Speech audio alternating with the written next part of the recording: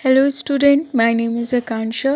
आज हम लोग डिस्कस करेंगे pregnancy and embryonic development which is a sub topic of the chapter human reproduction of NCERT. उसके कुछ क्वेश्चंस, ठीक है। टोटल 20 क्वेश्चंस है जो आज हमें कंप्लीट करना है। देन हम नेक्स्ट चैप्टर पे मूव ऑन करेंगे। सो question number 1, which of the following hormone is not secreted by placenta. तो हमें पता है प्लेसेंटा एक ग्लैंड की तरह भी काम करता है और उससे कुछ हार्मोन सिक्रेट होते हैं। यहाँ पे पूछा गया कौन से हार्मोन नहीं सिक्रेट होता है। So the option is human chorionic gonadotropin, option B prolactin, option C estrogen, option D progesterone. तो HCG, प्रोजेस्टेरॉन और एस्ट्रोजन प्लेसेंटा से रिलीज़ होता है, जबकि प्रोलैक्टिन पिट्यूटरी ग्लैंड से सिक्रीट होने वाला हार्मोन है और ये रिलीज़ होता है आफ्टर द पर्चुरेशन, मतलब बेबी बर्थ होने के बाद प्रोलैक्टिन पिट्यूटरी ग्लैंड से रिलीज़ होता है और ये मिल्क प्रोडक्शन को इंड्यूस करता है। So the correct answer is option number B. Question number 2, in human the fetal placenta is derived from।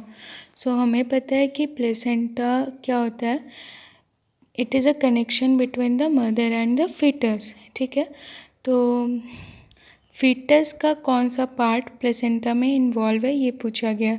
तो fetus में होते हैं चार extra embryonic membrane, that is allantois, chorion, primary yolk sac and amnion.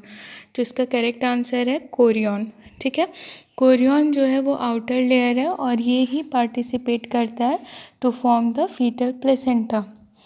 जबकि allantois क्या है, allantois जो होता है वो as a excretory organ behave करता है और एमनियन जो है वो उसमें फ्लूइड फिल्ड होता है जो कि एक तरह से शॉक से प्रोटेक्ट करता है फिटस को और उसको उसकी जो बॉडी है उसको एक्वस इन्वायरमेंट प्रोवाइड कराता है फॉर द प्रॉपर डेवलपमेंट, ठीक है। So the correct answer is Korean. Question number 3, the extra embryonic membranes of mammalian embryo are derived from। तो यहाँ पे 4 ऑप्शंस है। A inner cell mass, B trophoblast, C formative cells and D follicle cells। तो follicle cells तो बिल्कुल भी नहीं होगा क्योंकि follicle cells तो ओवरी में प्रेजेंट है, ठीक है। देन आपको यहाँ बता दें कि ब्लास्टोसिस्ट स्टेज में 16 सेल होता है, ठीक है, जिसमें से कुछ सेल्स बनाते इनर सेल मास और कुछ बनाते trophoblast.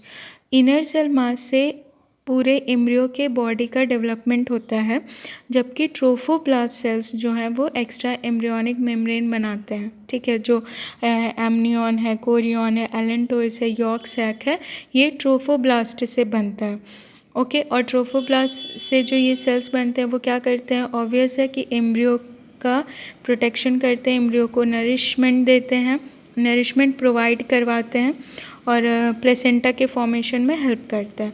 So the correct answer is option B, trophoblast. Question number 4, the first movement of the fetus and appearance of hair on its head are usually observed during which month of pregnancy। So यहाँ पे पूछा गया है कि pregnancy के कौन से month में सबसे पहले जो फीटस है वो मूव करता है। तो फीटस मूव करता है first time in the month of मतलब 5th मंथ में मूव करता है, ठीक है। अदर आपके जो भी एक होते हैं ना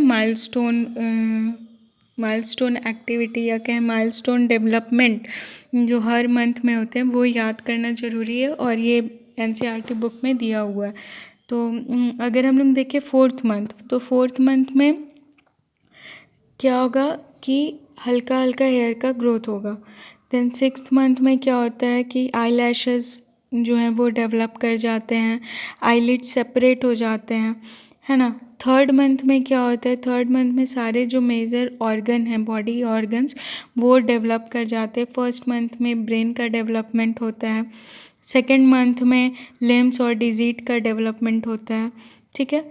तो ये आप लोग बुक से एक बार देख लेना सारे मंथ और उनका जो डेवलपमेंटल एक माइलस्टोन है वो। सो for this question the correct answer is 5th month.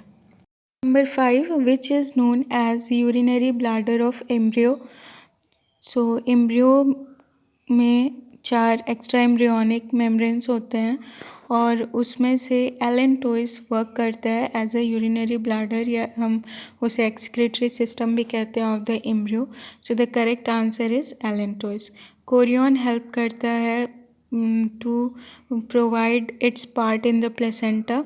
Amnion has a cavity और ये fluid filled होता है जो कि nourishment देता है as well as ये protect करके रखता है एम्ब्रियो को, ठीक है। और ह्यूमन में यॉर्क सैक का बहुत ही माइन्यूट फंक्शन है, सो इट इज़ नेग्लिजिबल।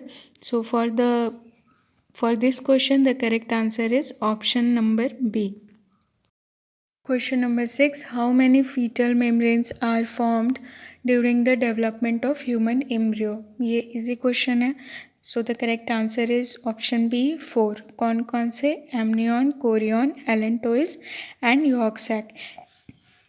हम इसे फीटल मेम्ब्रेन को एक्स्ट्रा एम्ब्रियोनिक मेम्ब्रेन भी कहते हैं क्योंकि ये एम्ब्रियो के बाहर होता है, उसके सराउंडिंग में होता है और उसको कवर करके रखता है, ठीक है। So the correct answer is B. Number 7, medulla oblongata and lens of eyes are originated from.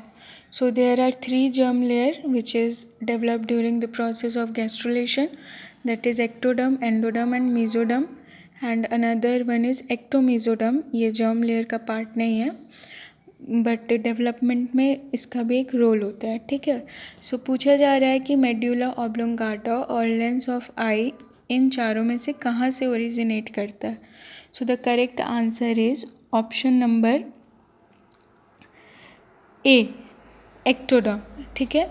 Ectoderm is the outer layer और वहाँ से मेड्यूला ऑब्लोंगाटा और लेंस ऑफ आई का ग्रोथ होता है। मेड्यूला ऑब्लोंगाटा को हम क्या कहते हैं? बेस ऑफ द ब्रेन भी कहते हैं और ये रेगुलेट करता है respiration and cardiovascular reflexes. So the correct answer is ectoderm. Question number 8, notochord, skeletal system and dermis of the skin are derived from। इसका आंसर होगा सही सी, मीजोडर्म, ठीक है। मीजोडर्म से बनता है नोटोकॉर्ड, स्केलेटल सिस्टम और डर्मिस, जबकि नर्वस सिस्टम और जो आउटर लेयर है स्किन का वो बनता है कहाँ से? एक्टोडर्म से। एंडोडर्म से क्या बनता है? एंडोडर्म से जो भी हमारे गट के इपिथेलियल टिश्यूज़ हैं उनका फॉर्मेशन होता है, वेयर एज मीजोडर्म बनाता है नोटोकॉर्ड, स्केलेटल सिस्टम, डर्मिस, उसके अलावा बनाते कनेक्टिव टिश्यू हो गया, मसल्स हो गए और जो एक्सक्रीटरी ऑर्गन का पार्ट है जैसे किडनी और गोनैड, ये सारी चीज़ें बनती हैं मीजोडर्म से। तो एक बार आप इसका लिस्ट बना के एक पेपर में लिख लो, शॉर्ट नोट बना लो, या तो आप गूगल पे देखना, ऐसे सेग्रीगेट करके बहुत सारा दिया हुआ है, आपको वही याद रखना है जो एनसीईआरटी में दिया है, वही सबसे ज़्यादा इम्पोर्टेंट है, नहीं तो बहुत सारे ऑर्गन पार्ट है। आप बेसिकली एनसीईआरटी वाला ही लिस्ट एक बना लो छोटा सा और उसको रिवाइज करते रहो बार बार, तो याद रहेगा। So question number 9, hormones which are produced only during pregnancy. So हम देखते हैं कौन कौन से हॉर्मोन्स रिलीज़ होते हैं। सो एलिमिनेट करना चाहें तो ऑप्शन डी एलिमिनेट किया जा सकता है क्योंकि थायरॉक्सिन का रोल नहीं है, मतलब केवल वो प्रेगनेंसी के ही दौरान नहीं रिलीज़ होता, और भी टाइम रिलीज़ होता है। Then oxytocin is also not a correct answer क्योंकि ऑक्सीटोसिन सेक्सुअल बिहेवियर में इन्वॉल्व होता है, बॉन्डिंग में इन्वॉल्व होता है मदर और जो चाइल्ड है उसके बीच में, और ये आफ्टर या कहें तो ड्यूरिंग पर्चुरेशन रिलीज़ होता है, ठीक है। So the correct answer is option C, HCG, HPL and relaxin. Oestrogen को हम लोग क्यों नहीं ले रहे हैं? क्योंकि एस्ट्रोजन या जिसे ओएस्ट्रोजन भी कहा जाता है वो केवल प्रेगनेंसी में ही रिलीज़ नहीं होता है, उससे पहले और बाद में भी फीमेल में रिलीज़ होता है, ठीक है। HCG that is human chorionic gonadotropin, HPL human placental lactogen, ये दोनों हार्मोन प्लेसेंटा से रिलीज़ होता है HCG मेंटेन करता है कॉर्पस ल्यूटियम को to secrete the progesterone, where as जो HPL है वो इंड्यूस करता है मिल्क प्रोडक्शन और मेमोरी ग्लैंड का डेवलपमेंट फॉर द लैक्टेशन, और HPL का एक इम्पॉर्टेंट रोल होता है इंसुलिन रेजिस्टेंस प्रोवाइड कराने में।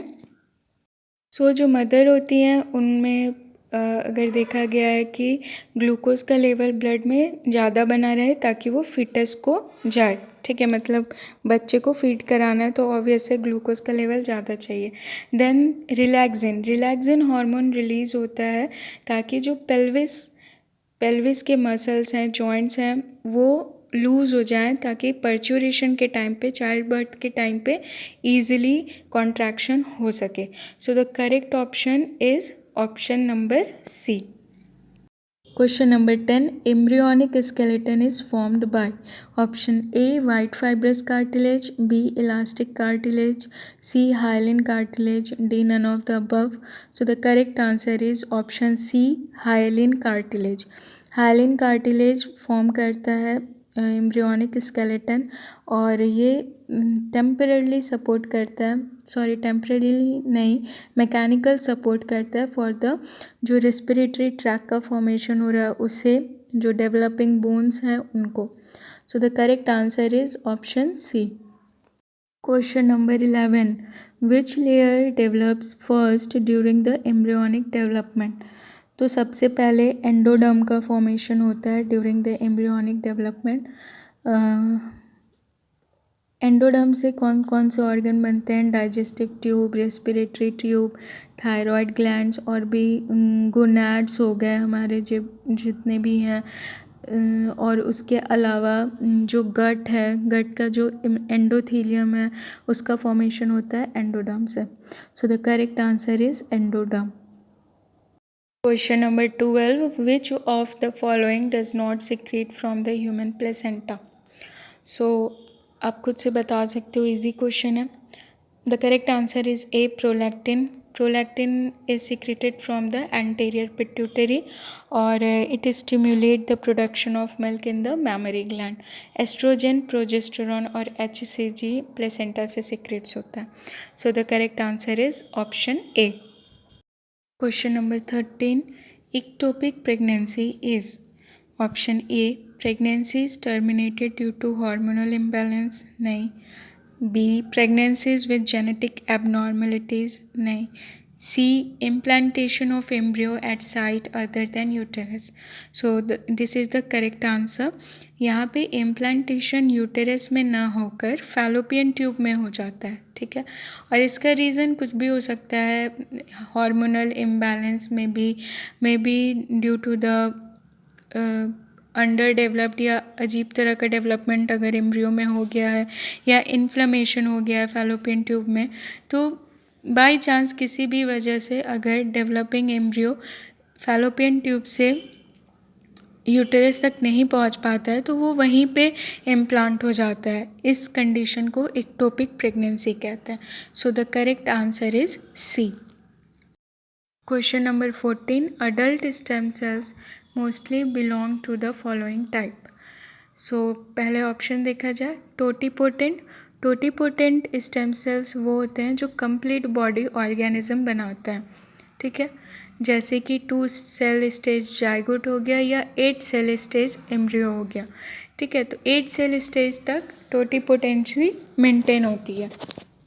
प्लूरीपोटेंसी क्या होता है कि एटलीस्ट कंप्लीट ऑर्गेनिज्म तो बना सकता है, लेकिन वो अगर उस सेल को आप अकेले रख दो तो कंप्लीट ऑर्गेनिज्म नहीं बनेगा, उसे हम प्लूरीपोटेंसी कहते हैं। जैसे कि ब्लास्टोसिस्ट स्टेज में जो इनर सेल मास है वो कंप्लीट ऑर्गेनिज्म बनाता है और ट्रोफोब्लास्ट प्लेसेंटा बनाता है, ठीक है। तो प्लेसेंटा भी तो ज़रूरी है डेवलपमेंट के लिए, तो उस स्टेज में इनर सेल मास के सेल्स को हम कहेंगे कि वो प्लूरीपोटेंट है। Option C multipotent, this is the correct answer. Most of the जो अडल्ट स्टेम सेल्स होते हैं वो मल्टीपोटेंट होते हैं, जैसे कि example hemopoietic stem cell.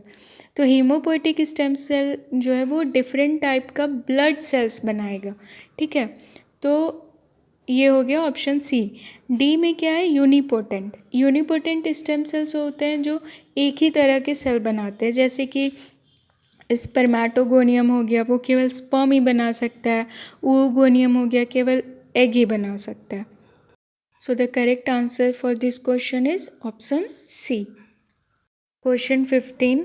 Fetal ejection reflex in human female is induced by option A. Differentiation of mammary glands, B. Pressure exerted by amniotic fluid, C. Release of oxytocin from pituitary. इसका तो कोई लेना ही देना नहीं है अभी, ठीक है। Option D, fully developed fetus and placenta. So the correct answer is option D. ठीक है। डिफ्रेंशिएशन ऑफ मेमोरी ग्लैंड का तो कोई लेना देना नहीं है। Then amniotic fluid pressure exert नहीं करता है उस टाइम पे। सो जो रिफ्लेक्स है कि पर्चुरेशन का जो स्टार्ट है वो किसके वजह से होता है, जब फीटस फुल्ली डेवलप्ड हो जाता है और प्लेसेंटा फुल्ली डेवलप्ड हो जाता है तब। सो the correct answer is option D. Question number 16. When the MTP Act came into force in India, it is came into 1971 and implemented into the 1972. इस act के अकॉर्डिंग जो मेडिकल टर्मिनेशन है of the pregnancy is safe about the 12 week, ठीक है। और ये होना चाहिए under the registered medical practitioner. So the correct answer is option B, ठीक है, 1972. Question number 17. Antibodies found in colostrum are mainly of. So the correct answer is IgA antibody.